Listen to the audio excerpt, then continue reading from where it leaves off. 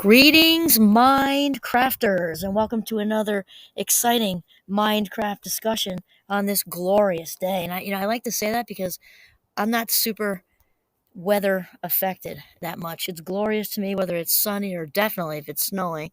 And even the rain's pretty okay because I find it contemplative. Within reason. If it's going on like day 8, then maybe it's a little much. But for the most part, it's a glorious day, right? Big fat gift. So my name is Kimberly Quinn, and I'm so pumped today to have another Mindcraft discussion. Which is about helping people. This is my whole thing, right? My whole shtick, my whole mission is to help people learn to become the boss of the brain. I mean, this is so important. And so today's topic is very much wrapped around the foundation of Minecraft, which is as within, so without. So, I've been on a little bit of a Richard Carlson jag lately, so I want to do a little shout out there. And just because I do a shout out, I'm talking about, the majority of this stuff in Minecraft anyway. I'm really kind of huge. Maybe it's the professor in me. But if I just even read something or overhear something or watch a YouTube on something and it inspires me to do a topic on whatever it is, I think it's super important to give a shout out to that person. Plus, it just spreads the love because then you can go and look up whomever it is I said and go read some more or listen to some more or whatever like that. And so Richard Carlson is the author of the Don't Sweat the Small Stuff book series, and he's got a bunch of them. And I think I've got most of them. He's got the original one, and then he's got the one with the family, which is where my inspiration is coming from today. He's got Don't Sweat the Small Stuff with Money. He's got just a whole bunch of them. But the whole idea of these is that when we use our cognitive juice to get all worked up over, the day-to-day, not to say it's not annoying. Somebody gives you snark at work or they're trying to undermine you, all that behind the back stuff, and it's legit not okay, right? We're not saying that. We're just saying it's the overreacting part. It's the that because here's the thing, life is not an emergency, right? It's a series of quizzes, and it's not even, thankfully, even usually an urgency. So his whole series of books is about, if we go around sweating the small stuff, there's not a lot of juice to deal with the big stuff. So plus it's just a more pleasant ride, right? When we don't sweat the small stuff, it's a more pleasant ride. So this whole idea is as within, so without. The mind is the control center. Remember that. So some people say, "Oh, I'm too busy. I can't." Who's in charge of your schedule? Or this happened or that happened, and it doesn't mean that that's not all legit. Sometimes it can be, super annoying. On the scale of curveballs, right? There's the smaller petty stuff and the snark. Then there's the whole middle range where, it has to be a conversation because, something just needs to happen because somebody did whatever. Or we're super uncomfortable. We just have to get out of a situation. And then there's all the way over to toxic. So we're not saying that people get a pass. We're not saying that. We're also not saying that it's necessarily a situation with one individual. Sometimes life gets hectic and super chaotic, and that can be a time management thing. That can be, and I've experienced this firsthand, so I got to just own that one right now, right out of the gate. It can be you've got a really tight schedule, which can work, which was working for me just fine. I don't even remember what happened. It wasn't a DEFCON 4 situation, but when I had such a tight schedule about it was like 8 or 10 years ago. It works okay because I like, especially with my fast mind, I like juggling a lot of balls in the air. That's actually when I'm sort of at my optimal, functioning capacity. That's when I end up really getting it all done. Well, that works fine until, life takes a turn. And I don't even mean like a big turn, like a health thing or something. It's just you had planned for whatever, and now you have to drop all that because your kid was sick at school, so you just lost a half a day. Because where our kids went to high school was an hour drive each way, something like that. Or maybe they're not even sick, but when they started to drive, this did happen over and over. My God, AAA was some of the best money my husband and I ever spent. We had one son run out of gas in the parking lot at least 3 times. Then we had the kid who locked herself out constantly. So it might be something that's not even a big yank, but you have to drop what you're doing in the workday, drive an hour, get the kid, and drive back an hour, and also maybe wait till they're done with sport. I mean, it just throws a wrench, right? So we're talking about when you keep a schedule that's that tight, even if you're doing well, some small things happen or just traffic or whatever, then it all goes to hell in a handbasket. And then we have just that situation of overwhelm, and I know that my mind crafters talk about the overwhelm a lot, and that's because, I'm in this wonderful niche of mine working with young adults, and I tell them because I absolutely love them. I like to think and say them fluent in young adult. I just absolutely love them. They're enthusiastic. They have the world by the ass, and they're out to make a difference, and they're so non-judgmental. This generation is incredibly accepting, and that just is also wonderful to be around, and I'm super proud of them for that. And that said, they're also the most anxious and depressed generation of young adults the United States has ever seen. So this doesn't have to be about young adults because seasoned adults certainly get overwhelmed. You're in a different life stage. You've got kids getting married and having babies, and it's all great. It's all wonderful. Yeah, like I know 3 out of the Fab 5 are living in different corners of the country right now. So, even though that's wonderful and we're proud of them, there's been a lot of flying back and forth, and it can seem like it gets chaotic, or you can just have stuff happening at work that may be like politics, and we've all experienced that. Politics are everywhere.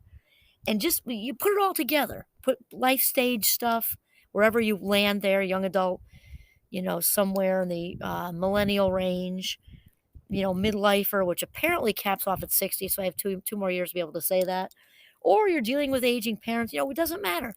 If your life is hectic and chaotic, the point is most of that not being calm thing is not what's going on around you. Think about it.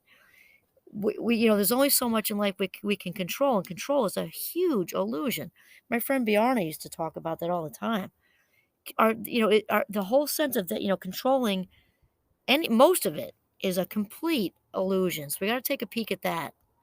So when we are feeling out of control, we're feeling chaotic, we are feeling overwhelmed, and this thing is that the thing is here is that this is typically doesn't mean what's going outside of it isn't legit. We're not saying that though. It would go back to the thoroughbred thing with the jockey, right? The thoroughbred's this beautiful, majestic powerhouse of an animal, just gorgeous, with a little 85-pound jockey riding on it and steering it and giving it direction. That thoroughbred goes where the jockey tells it to go. So this is what we're talking about here. We can get control over the thoroughbred mind with our little jockey selves, and we really need to look at that. And that when there's all this overwhelming chaos, and we're telling people we're too busy, when in reality we're in charge of our own schedule, really need to look at that, and it can be humbling for people because we don't really want to think or entertain. We don't want to entertain the thought that our own degree of inner peace, right? Of inner peace, meaning the mind and our mind peace, our heart peace, feeling spiritually in balance, feeling in balance in general, and this sort of equanimity or homeostasis of mind, body, spirit is out of whack. We don't often like to think that this is this is ours to own. It just people don't want to do that, and so because then we have to take accountability and deal with it. And I would say that's why. And I'm going to say we because I just explained. I've been there. It's a lesson. I think that's like a quiz we quiz that we continue to learn right through our lives. I think it gets easier and easier, but seems to keep popping up, at least for me. So Richard Carlson, PhD, author of Don't Sweat the Small Stuff, says many people have a strong resistance to this strategy, again, of checking, right? The inside versus the outside, because it can be quite humbling. Who wants to believe that a hectic life is caused even in part, by a frenzied mind? After all, it's easier to believe that your life is hectic because of your circumstances, schedule, and responsibilities. If you have the humility to admit, however, I love the word however, it's like a fancy way to say but, that this message is true, it can be enormously helpful because while you have little control over your outer environment, you do have the capacity to change from the inside out. And you know what? This is taking me right back to Greg McGowan's book, The Essentialist, Essentialism, sorry. I'm an essentialist in progress. I'm a grasshopper. I'm a green, white belt of a grasshopper, but I'm still identifying as an essentialist because the essentialist is not going to have nearly as many moments of outer world chaos. Why? Because they prioritize with the priority. Remember, we talked about that's not a plural word. The essentialist has learned and practices honing in only on what is ultimately important. Even stuff that's less important but still important, they drop it like a hot rock and they focus it so they don't really experience this very much. And again, I'm a white belt, a mere grasshopper in the experience, but I'm coming together with it. And then Richard Carlson, PhD, brings up John Kabat-Zinn, who you all know I love. He's another one I'd love to have lunch with.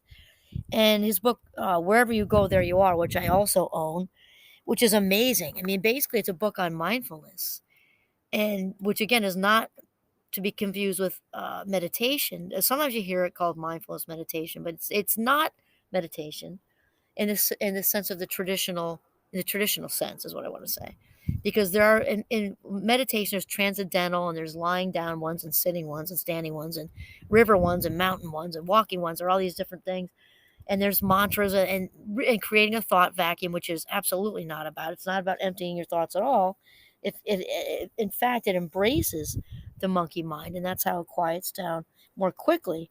But the way John Kabat-Zinn taps into it here, I actually did a video not that long ago on mindfulness meditation to go, because that's what it is. And for those of us in the Fast Mind Club, honest to goodness, you have a better chance of seeing the good Lord himself than emptying this mind of thoughts. It's just not going to happen on this day. And so his whole book is really about that. And so he says, about just being. In fact, John Kabat-Zinn himself, he says this also on a YouTube that I love. It's the one with Anderson Cooper. And he's talking to, the listeners of it and of the video. And he says, if you're thinking that mindfulness is, yet something else to add to your to-go list, speaking of overwhelm and tight schedules, if it feels to you like something to add to your to-go list, just don't do it. You're not ready. You're not ready, because mindfulness is about being, and being doesn't take any time or cost any money for that, and you can't do it wrong. Bonus. And so Richard Carlson says, consider for a moment the essence of this title. I'm just going to repeat it. John Kabat-Zinn's Wherever You Go, There You Are. It correctly suggests that if you are nervous, hurried, and disorganized in one home, you'll find a way to recreate a similar set of facts wherever you go. And I also like this because Richard Carlson took it to another level, because wherever you go, literally, like right now, I'm on my back deck in the beautiful sunshine in the spring, if you want to call it that, in Vermont, but the buds are up and it's I like it brisk like this and everything. But here I'm in the moment. You say, well, you're doing a podcast. Yes, but I'm in the moment with you doing the podcast. I'm not thinking about anything else, just you.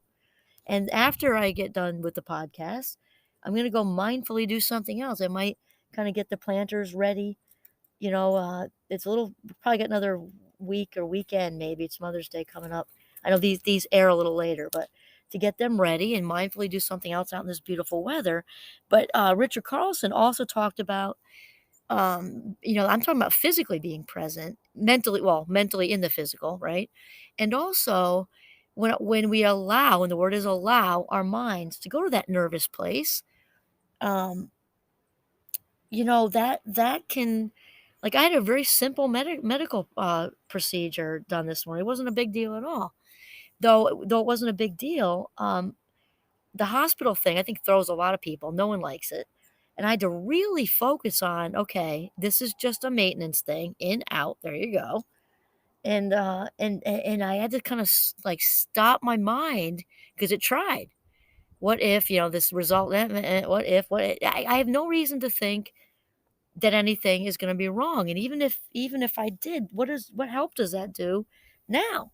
I'm healthy, so, and it's easy because of the environment, the hospital environment. It's a sick environment, right? People who mostly the people are in there, are any, along the spectrum of sick to almost done, right? And I was sort of aware of a low level anxiety there, and I had to talk back to it. I really had to work at talking back to it for a little bit. And I was probably about 20 minutes, maybe 15 or 20 minutes. Part of that was also there was a really bad car accident on the way home too that kind of uh, that was a kind of something too. But I worked to talk back to it because those were all thoughts. And if I allowed anxious what if thinking over a procedure that probably was fine, I was going to then feel anxious, right? And so that's the whole thing. So Richard Carlson really brought that up. So when we do that, we leave the gorgeous scenery. So driving home, I drove through farms. There's a detour because of that accident. I drove through these beautiful farms. It's a beautiful sunny day. Cows are just lounging around. It looked like a 3D Vermont postcard, with the green mountains in the background. So I could either be nervous, anxious. I'm not saying it was easy. I really did have to talk back to it this morning. Hospitals just, ugh. And so it took me a little bit, but I'd like taken look at the red barns. I always love to watch the ones that are inches from falling down and nobody cares. They just kind of keep rolling. And yeah, so when we allow ourselves to go to that place, the mind and then the feelings follow.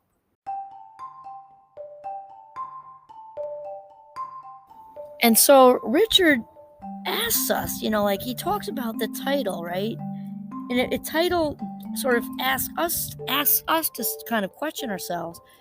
He says, what comes first, a calm mind or a calm life? Now, obviously, as mind crafters, you know the answer to that without a bat and an eyelash, right? Obviously, the calm mind leads to a calm life. If you think about Kabat-Zinn's title, right, the answer, while difficult to admit, is obvious. A calm mind precedes a more peaceful outer life.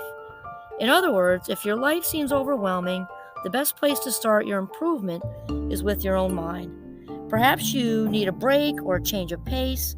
Maybe you need a little more time for yourself. Maybe you need to spend less time watching TV and a little more time reading helpful books.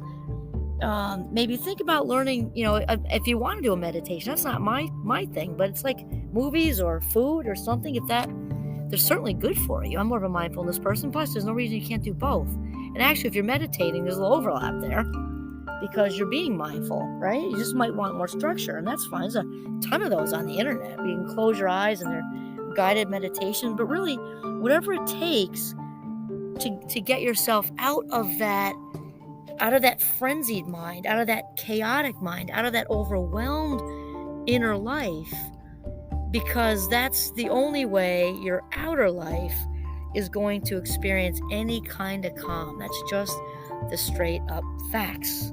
Because as within, so without. That's it.